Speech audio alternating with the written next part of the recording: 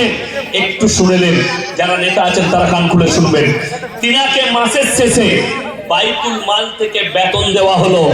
তিনার বাড়িতে 1 মাস সংসার চললো। তিনার স্ত্রী বললেন, হে আমার স্বামী উমর, এই দেখো আমাদের পরের মাসে কাজে লাগবে, এই মালটা একটু বেঁচে গেছে। তিনি ধমক দিলেন স্ত্রীকে, এই যে বাড়তি মালটা এসছে এটা আমার নয়, এটা দেশের প্রজাদের মাল, আমার কাছে বাড়তি চলে এসছে, এটা বাইতুল মালে ফেরত দিতে হবে। তিনি নিয়ে গিয়ে ফেরত দিলেন। জোরে বলুন সুবহানাল্লাহ। আর আমাদের দেশের সরকার কেন আমাদেরকে গরিব মানুষকে বাড়ি বানাবার জন্য 1.5 লাখ দিচ্ছে, আগে থেকে বলছে 10,000 পাঠিয়ে দিবি, নাহলে টাকা ঢুকবে না। রাগ করবেন না, আমি কিন্তু রাজনৈতিক লোক নয় আর রাজনৈতিক বক্তাও নয়, কিন্তু জেনে রেখে দিবেন, যারা এইভাবে অন্যায় করে টাকা ইনকাম করছেন, আপনি কিয়ামতের দিনে আল্লাহর কাছে কঠিন পাকড়াও হবেন। এই ইনকাম হারাম।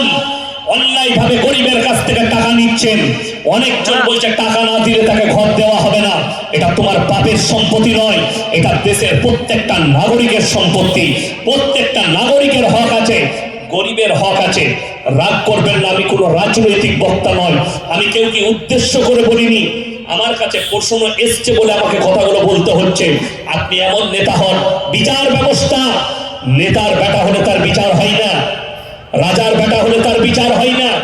হযরত ওমর ফারুক রাদিয়াল্লাহু তাআলা আনহু, তার কাছে অভিযোগ এলো, আপনার সন্তান এই ধরনের কাজ করেছে, বলে গাছে বেঁধে দাও, হে আমিরুল মুমিনিন, এটা আপনার সন্তান।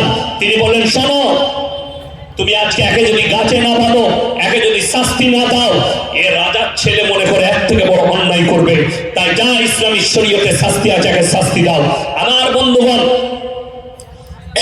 গোটা পৃথিবীতে রমরমা পড়ে গেছে যে পৃথিবীর এমন একজন রাজা, এমন একজন গভর্নর হযরত ওমর ফারুক রাদিয়াল্লাহু তাআলা আনহু, যার কারণ, যার নাম গোটা পৃথিবীতে ছুটছে, সে এমন ভাবে রাজত্ব চালান। সেই সময়, সেই যুগে মিশরের যিনি বাদশা ছিলেন, তিনি সফর করলেন, হযরত ওমর ফারুক রাদিয়াল্লাহু তাআলা আনহুর দরবারে এলেন। তিনি আহ্বান করলেন, এসো, কি ব্যাপার? বলে, হে ওমর, তোমার প্রচুর নাম শুনেছি, গোটা পৃথিবী জুড়ে তোমার নাম